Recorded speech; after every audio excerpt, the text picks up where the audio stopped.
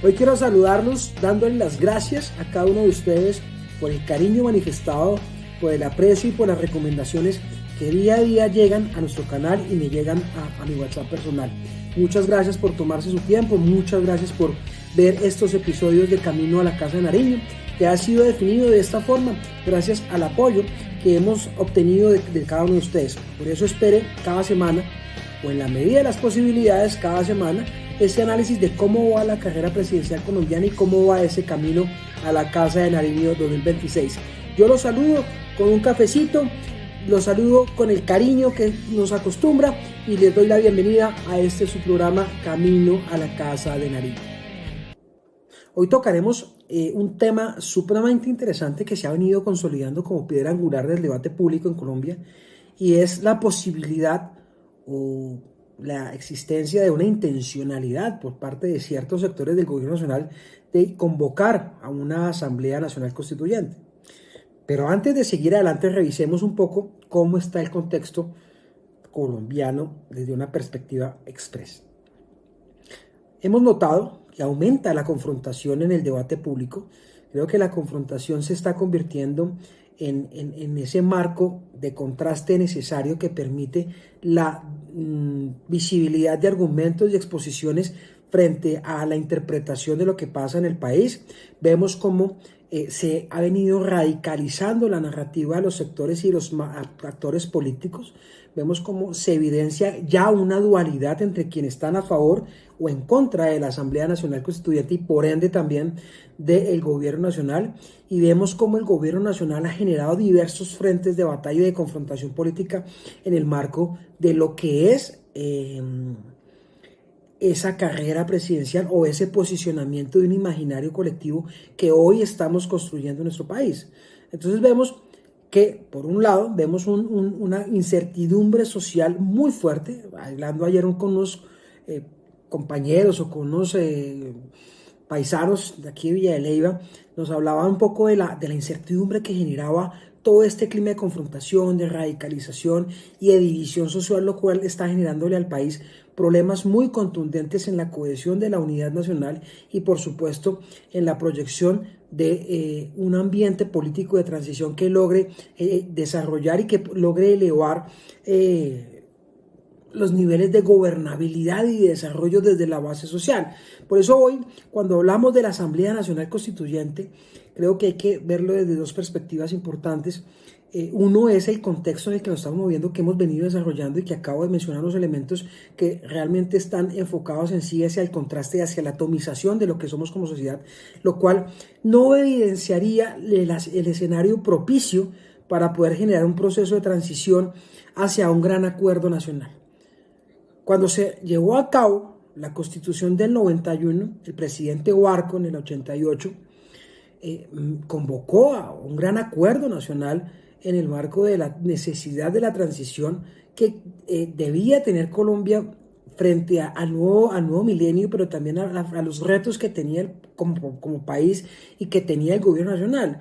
Recuerden que el contexto de aquella época, el enemigo no se encontraba en las esferas políticas, ni el unos contra otros, sino existía frente al narcotráfico, a la corrupción externa y al terrorismo generado por los extraditables en ese momento. Entonces, Colombia vivía un sentimiento de unidad en el marco de un enemigo externo que permitió que todos los líderes del partido, de los partidos existentes en ese momento, lograran firmar un acuerdo y una necesidad que efectivamente fue validada por la séptima papeleta y dio paso a la convocatoria del 91. Hoy vemos que el país no se encuentra en un escenario de acuerdo nacional, sino se encuentra en un escenario de confrontación política permanente, como lo hemos venido desarrollando, y eso ha generado que, en caso de convertir o de llamar a una gran asamblea constituyente, generaría una potencial caja de Pandora que le daría vida a radicalismos ideológicos que realmente atrasarían el país en el marco del desarrollo colectivo que hemos venido consolidando en la actualidad. En la Constitución del 91 hay un dato curioso, y es que veníamos de un proceso de paz con el M-19 y la presidencia de la Asamblea fue compartida. Antonio Navarro Wolf, representante del M-19, Horacio Serpa, del Partido Liberal, y Álvaro Gómez, del Partido Conservador, marcaba una identidad nacional de concertación importantísima que hoy no lo tenemos y que hoy sería muy complejo llevar al país a un gran acuerdo nacional llamado constituyente y constitución nacional. Hoy, por el contrario, nosotros vemos cómo la palabra de acuerdo nacional se lleva sobre la base de una interpretación ideológica sobre la condición estructural de cómo se viene desarrollando la sociedad. En ese orden de ideas, hoy y en ese contexto se presenta este análisis. Una asamblea, la propuesta de convocar una Asamblea Nacional Constituyente como un elemento narrativo, como un elemento de comunicación, como un elemento de movilización y como un elemento de desdoblamiento político, como lo hemos venido hablando. En ese orden de ideas, identificamos 3 líneas de interpretación de lo que significa el llamado o el debate frente a una Asamblea Nacional Constituyente sobre la base de lo que estamos haciendo. Y lo primero que hay que decir es que la Constitución no es un juego de la voluntad política del presidente de turno, es el resultado del contexto y del diagnóstico que somos como sociedad y de las necesidades que tenemos como país, y sobre esa base es que se genera el potencial escenario de reconciliación.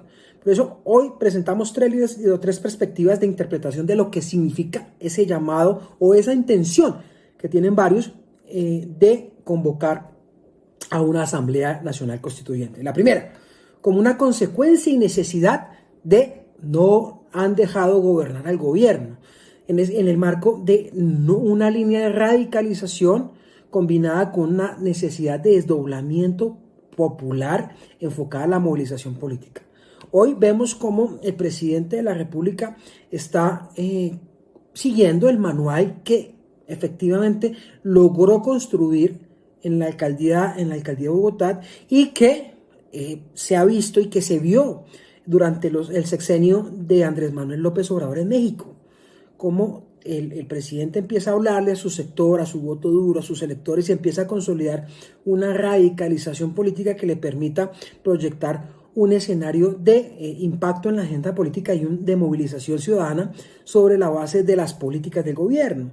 Y a partir de eso crear un punto de encuentro, una necesidad de crear un punto de encuentro que permita consolidar un objetivo político determinado para las elecciones del 26. Mire, aquí no hay nada más en discusión que es mantener el poder en el progresismo durante el 26 o todo o nada. ¿Por qué? Porque saben que posiblemente que si el péndulo del poder vuelve a girar hacia la derecha, las reformas sociales o esa visión de Estado progresista pues difícilmente se concretará. Digamos que la democracia permite que el ciudadano escoja, pero también permite que los sectores políticos e ideológicos creen las condiciones necesarias para poder consolidar el escenario que desean. Segunda interpretación, como cortina de humo. ¿Por qué? Porque es necesario controlar la agenda del territorio creando niveles de discusión y pequeños elementos de dispersión de la opinión para poder generar simpatizantes, radicalización, pero también a su vez mantener a la oposición en debates que realmente a veces no llevan a ningún lado.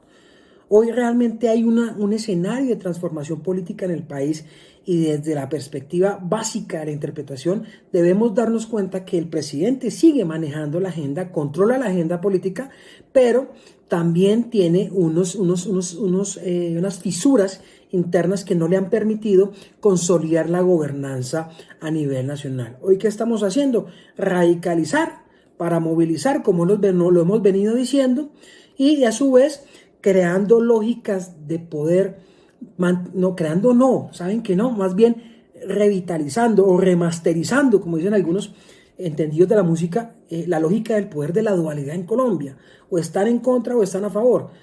¿Por qué? Porque esa dualidad y ese radicalismo les sirve a los sectores ideológicos para mantenerse vivos.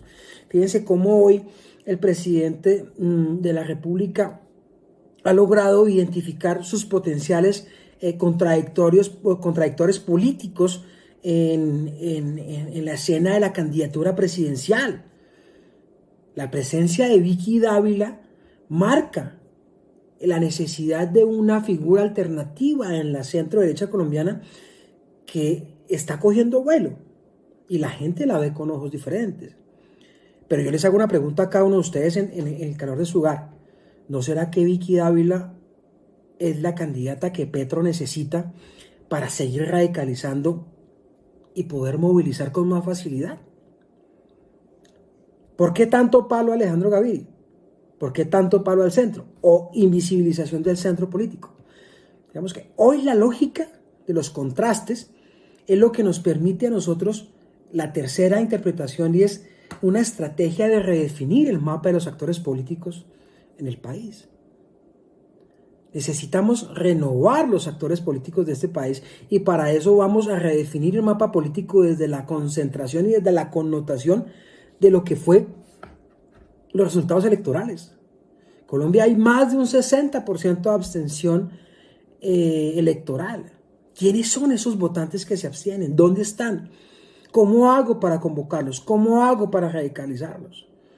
Lo que sí es cierto es que ya los cálculos electorales están identificando y están desdoblando ese conocimiento y esa necesidad de entender dónde están los votantes, quiénes son los votantes y cómo hacemos para movilizar. Por eso las alocuciones del presidente de la República son definidas hacia sus sectores, hacia su voto duro, hacia sus sectores, sus electores, y cómo mantiene la capacidad de ese electorado de opinión indignado que le permita canalizar hacia su candidato y permita radicalizar, que la gente termine votando más por el uso desde lo racional, pero también desde la utilidad del voto. Entonces aquí nosotros tenemos que entender que las asambleas o las reuniones que se está haciendo el gobierno en los territorios nacionales es un proceso de asamblea de constitución de lo que mal llamado se puede decir al poder constituyente, y de esa forma tratar de contrarrestar y de consolidar ese voto duro del gobierno Petro, generando nuevos actores y redefiniendo y reequilibrando los mapas políticos y los actores que se vienen. Bueno, y para ir cerrando, para ir finalizando, todo esto, ¿a qué va y cómo impacta directamente en la carrera presidencial? Primero, se construye una lógica dual por la carrera presidencial en Colombia. Gobierno, oposición, nada más. El centro político se queda un poco aislado, se queda un poco atrasado porque no tiene una vocería. El único que está construyendo una voz divergente del centro, posible centro, es Alejandro Gaviria, que le ha ganado un par de rounds interesantes al gobierno y que tiene su pelea casada con el presidente, que eso le puede permitir generar un golpecito de opinión. ¿Hay alguien más? No, hasta el momento no hay más. Por eso yo digo que hay una estrategia dual de posicionamiento radical, de contraste, que lo que más le sirve a la derecha y a la izquierda, oiga, el gobierno, es mantenerla para que de esa forma el país no salga de ese escenario. 2. Hoy una asamblea constituyente es una caja de Pandora que estanca la renovación política del país y regresa las estructuras políticas tradicionales del país, redefiniendo y reconfigurando hacia atrás la proyección del Estado. Tercero, la Constitución del 91 es un acuerdo nacional fruto de la conversación y la construcción colectiva y consensuada del país, en donde el M19 plasmó con 19 constituyentes. Mire, fue la segunda fuerza política que llevó más constituyentes al proceso, después del Partido Liberal. Y eso dice mucho.